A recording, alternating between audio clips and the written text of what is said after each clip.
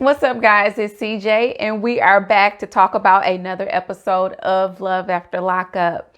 And today we'll be talking about season 3, episode 14, titled Bubble Trouble. Now, before we get started, make sure that you like this video, subscribe to my channel, and don't forget to comment. So let's go ahead and get started. Now, the episode starts where it leaves off last time with Sean walking into the house and he's looking for Destiny. They kind of play it up to make us think that Destiny may be gone, but he walks around and he finds her. She's in the hot tub sipping on some what appears to be champagne. So she tells him that, she's just sitting in the tub trying to unwind, and she has him join her. He comes in and they kind of talk. He believed that she just needed time to cool off, and she seems to be in a much better mood than when he left her last time, where she was laying hands on him in his truck as he tried to leave for work. But they're sitting together, and she just basically tells him that she is not going to take any more of his lying to her, and we are just to forget the fact that she still plans on having relationships with women and pretty much doing what she wants to do. But she wants Sean to be on the up and up. She wants him not to lie to her. And he is telling her that he can, when he talks to his baby mama Kelly, that he'll do it in front of her so that she doesn't feel like he's hiding anything. And she just basically tells him, look, our relationship started on a lie. You lied to me about your age. You lied to me about the number of children you have. And I just don't really trust you. And if this is how it's going to be, you need to tell me now so I can walk. And he reassures her that he is going to not lie to her, that he'll be honest going forward, and he's sorry, and blase, blase, blase. But,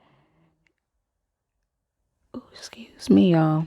But basically, they kiss, make up, and do it in the hot tub. And so then later on, we see that they are heading to her court date in her town. And at first I thought it said Orlando, but I don't know what it said, but it wasn't Orlando. But they're going back to her town, and she's worried. And throughout the entire episode, Sean kept bringing up how he has $50,000 on the line. And it's kind of seeming to me at this point that he is definitely more concerned about the money that he can lose than actually Destiny herself. And I think that she feels the same way, because she mentions that in her confessional. She just says, Sean's not really worried about me. He's worried about the $50,000 that's on the line. But one thing that we can see about Destiny, that if she wants to be that flight risk, that she will be that flight risk. But anyway, they get to the town and they're driving to the hotel, and her sister calls. Her sister wants to have like a girls' night out, go out for drinks, and club or party or whatever. And Sean doesn't necessarily think that that's the best idea, because he knows that she has a court appearance the next morning. What if they get too messed up that she cannot show up, or she, doesn't come back to the hotel room? He's just kind of worried about keeping her out of trouble. But Destiny's the kind of girl that you will not tell her what to do. She will do what she wants to do, so on and so forth. So, and he admits that he is scared to say no to her. So he, of course, doesn't say anything. He tries to kind of have little smart and snide things to say, but he ultimately does not contest her going out with her sister. And it really bothered me, because for her sister to care so much about her well-being and to be so concerned about her being with Sean, she sure didn't have a problem with taking her out, allowing her to get sloppy drunk, or trying to get her sloppy drunk the night before her court appearance. Something could happen and she could go back to jail, then what? But that was just kind of an observation that I made while they were out drinking, left Sean at the hotel. He's blowing her phone up, wanting to know if she's all right, or basically trying to keep tabs on her because he is trying to figure out, where his $50,000 is going and how it's moving throughout the night. And she basically knows that he's trying to keep tabs on her. And so she doesn't answer him back. And he's stressed out and worrying, can't sleep. But it just really, really bothered me how her sister was just letting her drink and drink and drink. But that was pretty much their story. And she basically did say, she'll leave and say F that court appearance. And so, but something tells me that she's going to go and it's not going to be a big deal. But anyway, we move on to Kweilyn and Chevelle. Now, they take the baby to the zoo. And Maya, I am terrible with names, but they take Chevelle's daughter to the zoo. And this is also a trip for Kweilyn because he said one of the things that he wanted to do when he got out of prison was to go to the zoo. I think he kind of wants to do things that he didn't necessarily get to do because he did go away when he was 17 years old. So he was excited. I think he was more excited than the little girl. I mean, they were going around looking at the animals. They were having a good time.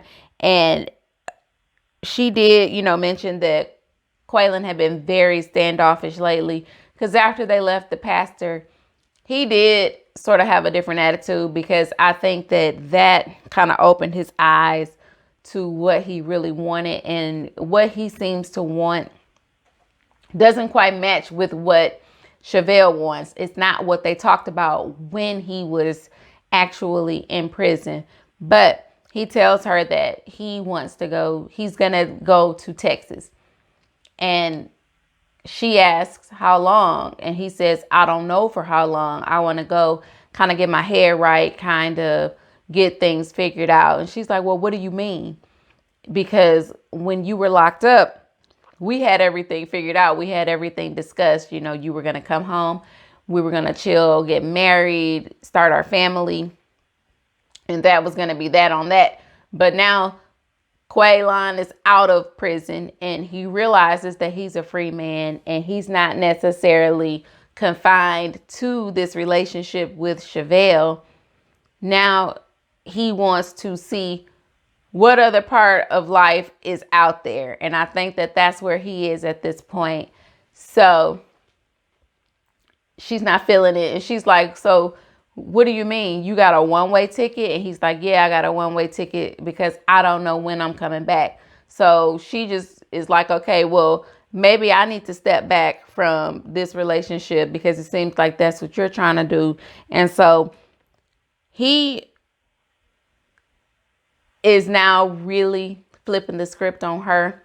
And my heart does kind of go out to Chevelle.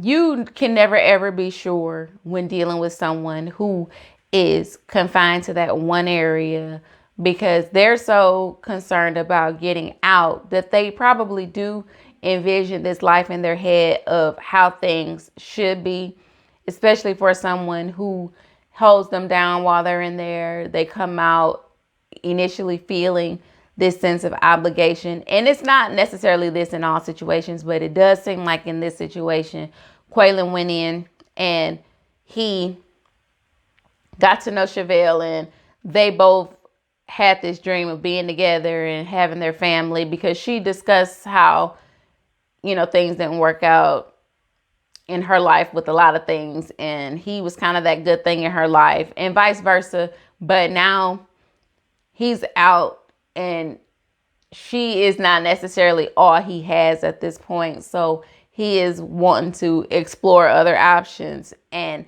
it really does suck for her, in my opinion, because she thought that he was going to be it. He was going to be her end all be all. He was her end game.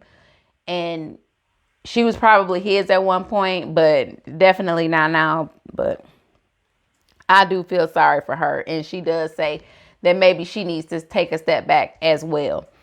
So now we go over to Scott and Lindsay, and it's been 3 days since Lindsay has been out of prison. And since she couldn't go to the halfway house, they gave her the ankle monitor and she's sort of on house arrest. So she's at home, and I guess inside of the house where they are, they don't get the best signal to the ankle monitor. So every here and there, the halfway house will call her and they will make her go outside and walk around. So she has to be active until they can kind of pick a signal up on her bracelet again. And it really sucks for her, but you got to do what you got to do. I mean, what else you gonna do? So she decides to take a bath, and this was a really, really creepy scene to me because Scott was just kind of standing over on the wall with his glass of wine, just kind of leering at her. So creepy. I mean, it was just like so nasty the way he was just sitting there almost salivating at this girl. I mean, he was just like in awe. And so she couldn't get her ankle monitor wet, so she had to kind of leave it hanging out of the tub. And, you know, she's drinking and she's kind of feeling a little tipsy, and I guess her juices are flowing a little bit. So she asks him, you know, why haven't we had sex yet? And he's like, well, you know, I didn't really think that you were in the mood, or I didn't think you wanted to. And she wasn't. She wanted no parts of him, to be honest. But I guess, you know, that red wine getting your system, you start feeling a little different. He starts looking a little different. I don't know how, but he did. And so she invites him to get into the tub with her. And I mean, he was shocked. I'm like, I mean, she been throwing hints at you. I mean, she is feeling frisky tonight and she's trying to get it in. So he goes, he takes off his clothes and he gets into the tub with her where they could both barely fit. I mean, that was a sight, but I thought they were going to spill water all over the place, but they didn't. They get in the tub and they're kind of, you know, fruit-la-laing around, about to get it in. Next thing you know, her monitor starts beeping. So, damn, she got to get out. She got to charge it up. So they get out of the tub and she's kind of bummed because I guess she wanted to get it in right there, but it was what it was. They get in the, you know, she's charging it. He comes to sit with her on the floor and she lays her head on his chest, and next thing you know, and she mentions that he has like an athletic build. I don't see that, but he says he used to play soccer in high school or something. I don't know, but Scott's body wouldn't have been calling me. I don't know what is, but it is what it is. So they end up getting it in on the floor, and ugh. All right, so it's the next morning and we have Scott and he's still laying in bed. Lindsay's up getting ready, and while she's getting ready, I guess he decides to go through some of her things, and he finds a letter that she wrote while she was locked up. And in this letter, she kind of talks about how she gets with an egomaniac and she sort of matches his energy, so to speak. And she ends up basically using him for everything that he has. And once she's gotten what she can get from him, then she kind of leaves him and moves on to the next. So he's reading this and he's kind of concerned at this point, and he wants to ask her about it when she gets out of the shower or wherever she was. So she comes back and sits on the bed and she's like, why are you still in bed? It's after 11 and blah, blah, blah. And he's like, well, I need to ask you about this. You know, he didn't kind of let it ride. He asked her right away about this letter. And she's like, yeah, it was a quote from a book that I read. So at this point, he's probably now feeling like, okay, yeah, the jig is up. She's been using me, which, I mean, anybody with eyes can tell that that's what's been going on. But I don't think that she was quite ready to show her hand just yet. So we're going to have to see how old Lindsay maneuvers out of this. So that's where their story leaves off. And then we get to Heather and Dylan. They're still driving from when she cussed out Aunt Diane a few minutes ago and got her oxygen levels all low and got her all worked up because she was just being disrespectful and jealous because the family was trying to get to know Dylan. But anyway, they're driving and she basically tells him that she's not sorry. You know, she doesn't feel like she was overreacting for wanting his time. And Dylan acknowledges that, yes, I know Heather has some trust issues. She was cheated on in the past, but I don't know how she's going to handle, you know, me actually being on the other side at this point. When I was locked up, of course, she knew I couldn't really cheat on her in there because I wasn't out in the streets. But now that I'm out, you know, is she going to wig out?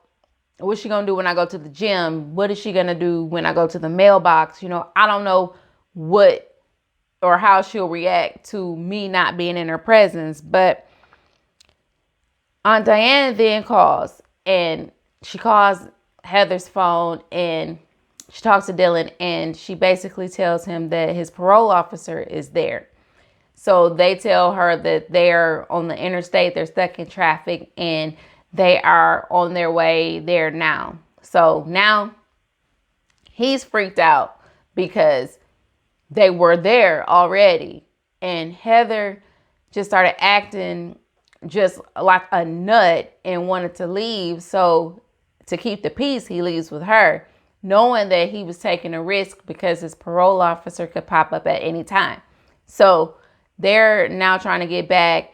And she had the nerve to try to get mad because he's upset now that his freedom is in jeopardy.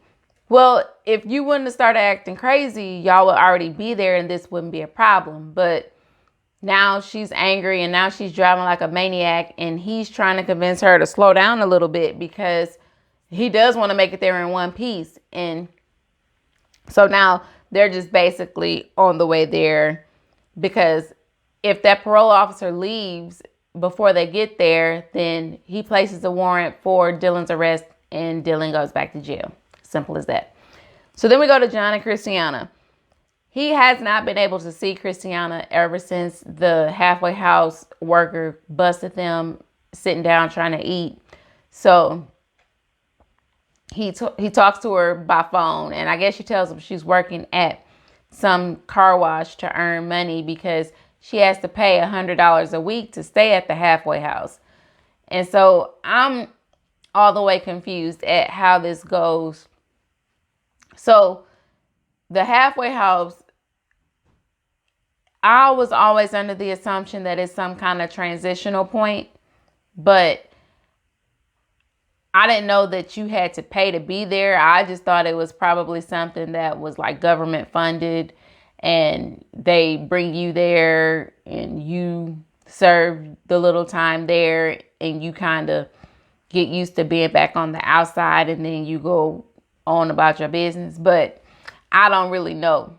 But she is working at this car wash, and John reveals to his family that he's been kind of leaving her money. But before all of that, she calls him and she kind of tells him that she's kind of stressed because she can't see him, and it's stressful being in this environment with these people, and you know, it's just tough on her. And so he's kind of worried about her sobriety. But she then tells him that it's also weighing on her about her mom's condition. Her sister is her mom's caregiver, and her sister is also an addict. So her sister is on drugs and is not necessarily the best caretaker for the mom because the sister is in an abusive relationship and it's not healthy for her. I'm assuming they're both on drugs, and she just feels like it would be better if John would be kind enough to take the mom and the sister into his house to where the sister can get away from the area and kind of work on her sobriety, and the mom can be in better care. Now, because John loves his wife, he does oblige. He says that he'll consider it, he'll think about it, but I think that he's gonna do it because, like I said, he does love his wife. And he says that in his Native American culture, being the man of the family, they're taught to, you know, take care of their elders or something, whatever he said. But I think he's gonna do it. And he tells his dad and his brother that that was what he was gonna do. And the dad is kind of like, are you sure this is a good idea? You know, you don't really know these people. You just really need to be careful about who you're bringing into your home, what problems that come with them. You know, we need to just make sure that she's just not trying to get a place to stay for her mom and her sister. You need to make sure that they're coming to your house with, you know, good intentions. But I'm kind of like the dad. You don't really know them well enough, even though y'all are married. You don't know them well enough to bring them into your house. Hell, you don't even really know your wife well enough to bring her into your house, let alone her mom and her sister who just did drugs 3 days ago. But he tells his dad that he's been sneaking money, you know, on the path of the halfway house and the car wash for Christiana to find. Now, he's being so gullible and just stupid, just saying, you know, well, it's for her to get cigarettes and whatever else she needs. But like the dad said, you know, that money is sort of undocumented. They can keep up with what she makes at the halfway house. You know, at the car wash, the halfway house can keep up with what she makes there. But they don't know anything about the $20, the $30 that you leave here and there, which she could use to score dope. She could use it to get high. And since she is, you know, an addict or a recovering addict or whatever you want to call her, she can easily relapse because you're putting the tools in her hand to do so. And you already said that it's drug dealers inside the halfway house. It's drugs all around the town, so she can easily get the drugs. So he was like, you know, I kind of thought about that, but I didn't really, you know, but John just seems to be an airhead. But he loves his wife, so he, I guess, thought he was doing what was best for her. And that pretty much was the episode. If I left out anything, don't forget to comment in the comment section below. Also, you know, what are your thoughts on these couples? How do you think they're gonna go? Will they stay together? Do y'all think that they're gonna break up? I've already heard some things about some of the couples already, but I don't know it to be true just yet. But a lot of the gossip columns and Twitter and everything have said that some of them are not together anymore, which may be a good thing. I don't know. But anyway, don't forget to like this video. Like I said, comment and subscribe to my channel so that we can kick it on Friday nights and talk about love after lockup. And life after lockup will be coming soon again, so I'm excited about that. And thank you guys so much for watching my video, and I'll talk to you guys later. Bye.